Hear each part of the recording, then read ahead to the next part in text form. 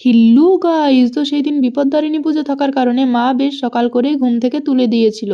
নিচে গিয়ে দেখি কাকু ধাগা বানাতে শুরুও করে দিয়েছে। যারা উপোস করে তাদের ধাগাতে দুর্ভোগ ঘাস বেঁধে 13টা গিঁট দেওয়া হয়। তারপর আমার একটু কাজ থাকার কারণে খাতড়া গিয়েছিলাম, আর খাতড়াতে গিয়ে ঝিরঝির করে বৃষ্টি শুরু হয়ে গেছিল। বাড়ি ফিরতে বেশ দেরি হয়ে যাওয়ার কারণেই আমি স্নান করে যখন মন্দিরে যাই তখন পুজো প্রায় শেষের মুখেই। গিয়ে দেখি মা, ভাই আরো অনেকেরই ধাগা বাঁধা প্রায় শেষ। তাই আমিও ঝটপট করে ধাগাটা বেঁধে নিলাম। ধাগা বেঁধে মন্দির থেকে ভাই মায়ের সাথে বাড়ি আসার সময় সামনে কাদা দেখতে পেয়ে কত মজা করে কাদাটা ঘাঁটছে দেখতে পাচ্ছ। আর এই দেখো, এই হচ্ছে বিপদদারিণী পুজোর প্রসাদ। এইখানে 13 রকমের ফল, 13 রকমের মিষ্টি, 13 রকমের ফুল এই সব তো রয়েছে, তার সাথে রয়েছে আরো পুজোর বিভিন্ন ধরনের সামগ্রী।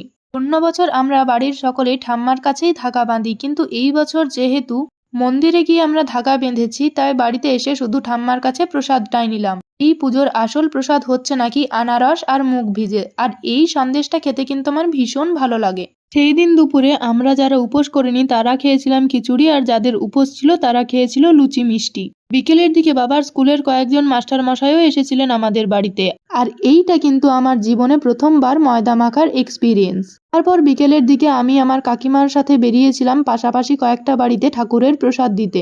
সেই দিন রাতে খেয়েছিলাম এই সমস্ত কিছু আমরা খাই। তোমরা চ্যানেলটা সাবস্ক্রাইব করো।